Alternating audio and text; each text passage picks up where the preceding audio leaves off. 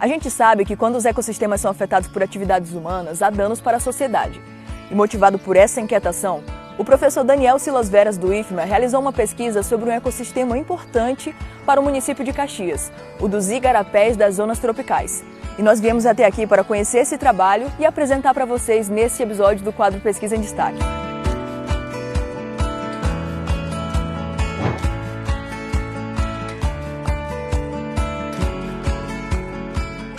Aqui a gente está trabalhando já há algum tempo com os insetos aquáticos e no caso da minha pesquisa, que a FAPEMA financiou, o interesse da gente era verificar como os diferentes usos do solo afetavam as comunidades de insetos aquáticos. Tá? Então a gente está interessado como é que o homem, ao alterar a estrutura do ambiente, das margens, dos riachos e no entorno, como é que isso vai modificar a estrutura das comunidades dos insetos aquáticos.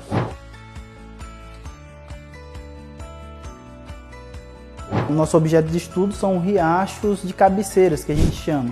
São riachos chamados de primeira ordem, segunda ordem e terceira ordem, que são geralmente os tributários dos rios. Então, geralmente são riachos, esses que geralmente as pessoas fazem balneário para ir tomar um banho, essas coisas. E aí então a gente vê que há, de forma geral, uma modificação importante aqui na região que a gente tem inserido quanto à estrutura desses riachos.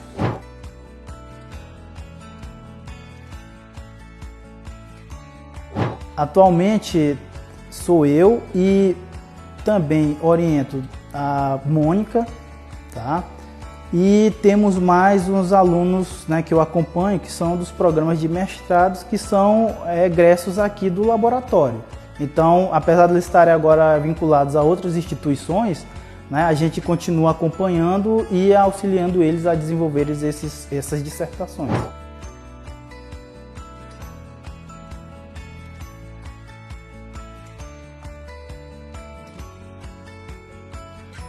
O que é importante dentro do nosso estudo? A gente tem que ter meios de mensurar como é que essa modificação ou o nível de modificação que aconteceu na estrutura do habitat dos riachos.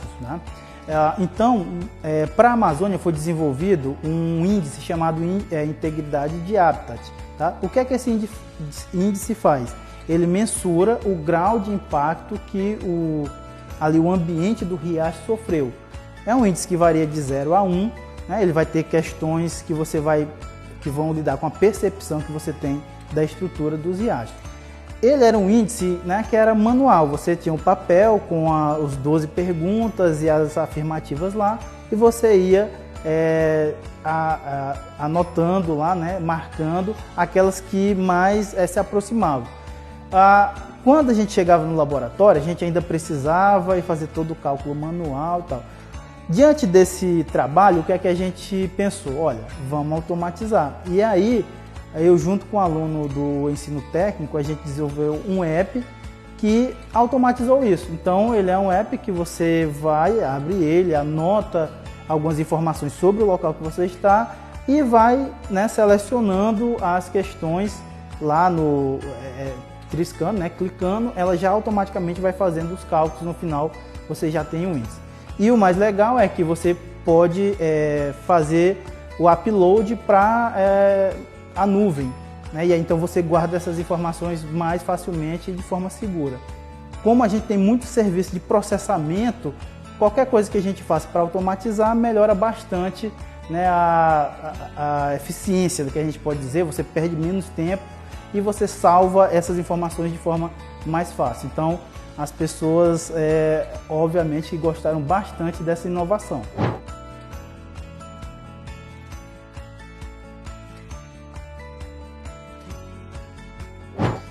Dentro desse projeto que a gente realizou, que era verificando os efeitos do solo, pegando as características das libélulas, as características quanto à questão fisiológica e estrutural delas e de comportamento, a gente pensou em montar um jogo de tabuleiro utilizando dessas características e de como é que o ambiente afeta essas características, selecionando a estrutura da comunidade.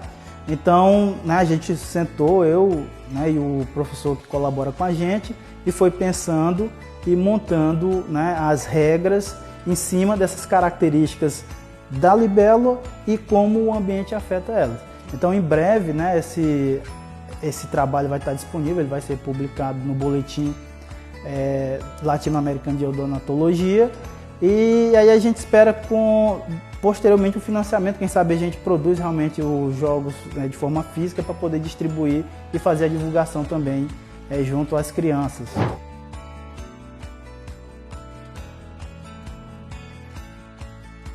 Como é laboratório de ecologia de comunidades, a gente não se restringe à questão dos estudos com os riachos. Então, atualmente, a gente tem, né, três linhas. Eu trabalhando com a parte de aquático, né, com os riachos, os insetos, mas a gente tem um professor atualmente que trabalha com aranhas, né, e possivelmente a gente começa a trabalhar também com outros grupos como formiga e talvez besouros, mas isso depende da interação com outros pesquisadores, já que a gente não é, né, dessa área. Mas a gente tem a capacidade de colaborar bastante, é por isso que a gente tem que conseguir desenvolver os trabalhos, né? A gente procura especialistas de outras áreas e pergunta se tem interesse em colaborar, e geralmente eles são bem receptivos. E além disso, a gente também vai iniciar com outro professor o campo da educação ambiental, porque o que é que acontece? Eu vou para campo, verifico que a estrutura do hábitat tem sido muito modificada, e que isso põe em risco serviços ambientais importantes, né, para os seres humanos, como a ciclagem da matéria, o fluxo de energia, e isso prejudica as cadeias produtivas. No entanto, a gente tem aquela questão, quem modifica essa estrutura são as pessoas, então a gente necessita de uma ação de educação ambiental. Então agora, né, a gente agregou mais um professor e ele vai encabeçar, né, essa linha da educação ambiental, para que a gente veja, né, a gente não quer só saber se ocorre impacto, a gente tem que de alguma forma ir a essas comunidades, mostrar que existe o impacto e que isso é prejudicial para elas mesmas e tentar reverter isso com a sensibilização e conscientização, né, das populações que estão lá no entorno e que muitas vezes são responsáveis pela alteração da estrutura do ambiente.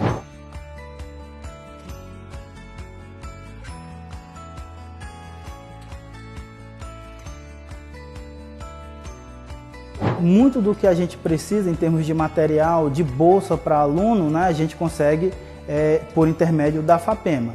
Inclusive, né, esse projeto que a gente está citando, né, foi financiado em termos de fomento para a gente conseguir o material para conservação, para coleta, pela FAPEMA. E, obviamente, o aluno ele não tem uma renda, então ele precisa de uma bolsa. E aí a gente também teve o auxílio da bolsa para que os alunos possam desenvolver esse trabalho, né?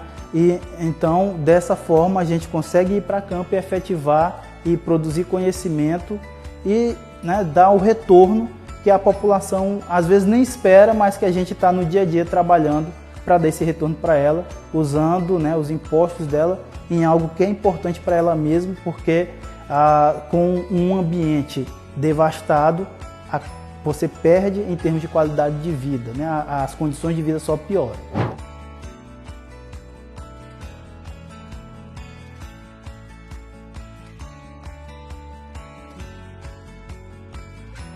Uma das coisas bem importantes é na perspectiva de você pensar que quando você altera bastante o ambiente, você perde serviços ambientais. Há um exemplo, quando você retira a cobertura vegetal, um dos primeiros impactos que você tem, por exemplo, é a percepção do clima, né? Então, as temperaturas, as pessoas dizem, nossa, esse ano está mais quente. Muitas vezes houve uma, né, derrubada de árvores que reduzem, né, a questão da regulação climática. Esse é um dos pontos mais fáceis de perceber e que as pessoas não ligam com essa retirada, né, da cobertura vegetal. Mas tem outros impactos. Quando você faz isso, por exemplo, corre o risco de o lixiviamento dos sais minerais que estão no solo, a progressiva e que pode progredir para uma desertificação. E o que é que acontece? À medida que isso acontece, você perde a capacidade de produção. E a gente sabe que muitas das pessoas, né, do município, elas dependem da agricultura familiar. Só que uma terra degradada não consegue garantir, né, essa produtividade que ela espera.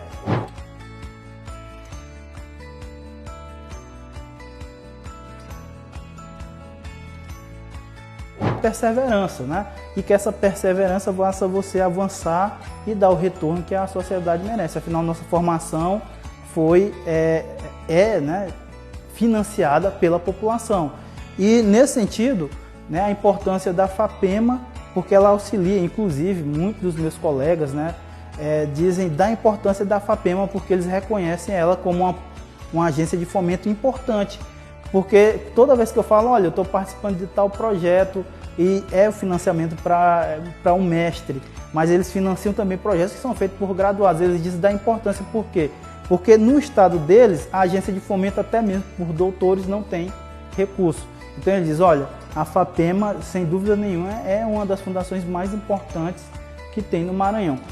E isso é importante porque, pesquisador, você tem uma possibilidade de conseguir, né, o financiamento, tanto no sentido de bolsa ou de fomento para a sua pesquisa.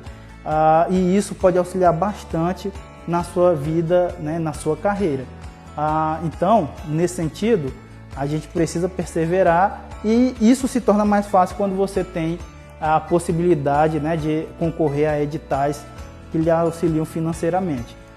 O caminho não é fácil, mas a gente sabe que é necessário, afinal a gente sempre busca melhorar a qualidade de vida dos cidadãos e principalmente é uma forma de você dar resposta dizendo, olha, você contribuir com seus impostos, você tem sim um retorno deles porque a gente está trabalhando para que isso aconteça. A gente está oportunizando, né, a educação, a pesquisa e a extensão, tudo no sentido de melhorar a sociedade. Obrigado pela oportunidade de divulgar o que a gente tem, né, desenvolvido aqui no IFMA Campus Caxias, no Laboratório de Ecologia de Comunidade.